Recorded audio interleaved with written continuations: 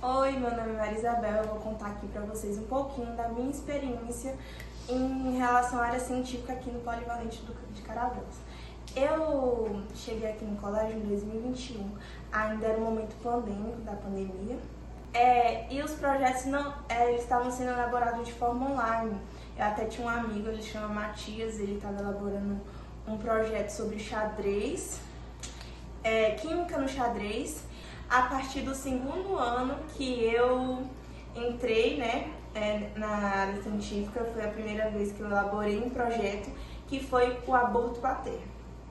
O aborto paterno é um projeto que ele é muito sensível porque ele toca um assunto muito importante, ao mesmo tempo sensibiliza, muitas pessoas, principalmente as mães.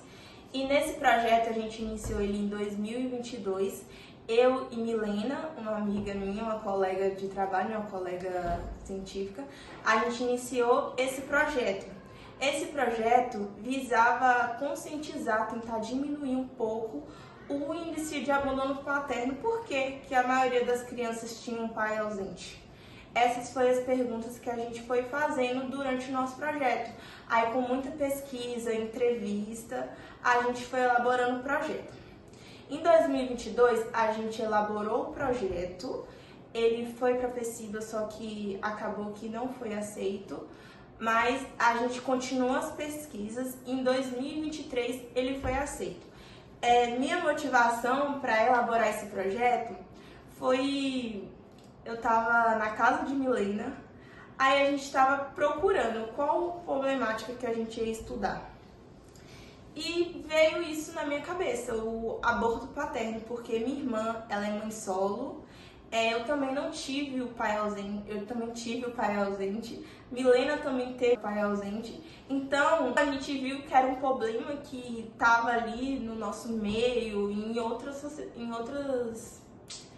muito ali no mundo, porque depois que a gente realizou pesquisas, a gente viu que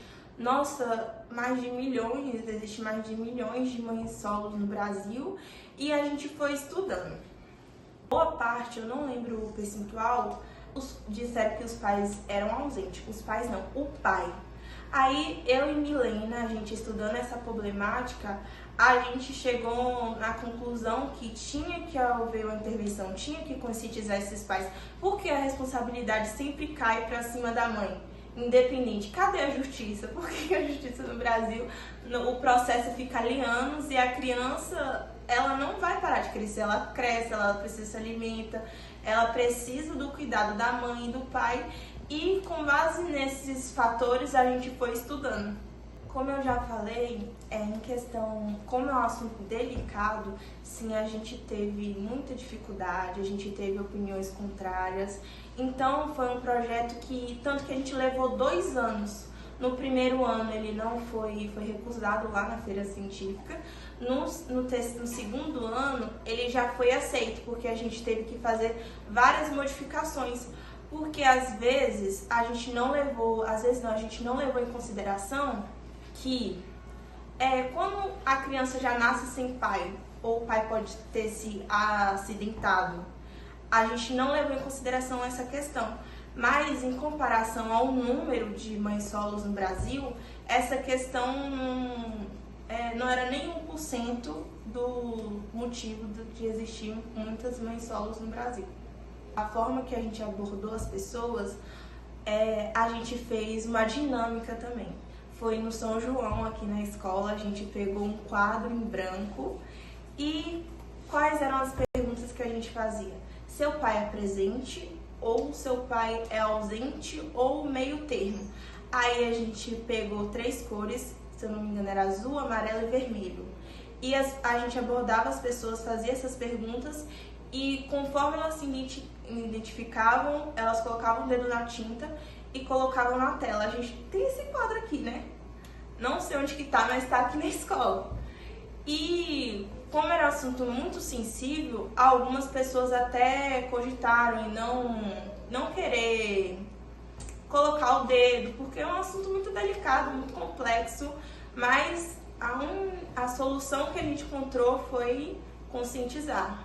A viagem foi muito boa, foi em Salvador, E lá na feira científica, a gente não teve apenas contato com o meu projeto não, o meu e de Milene, o nosso projeto.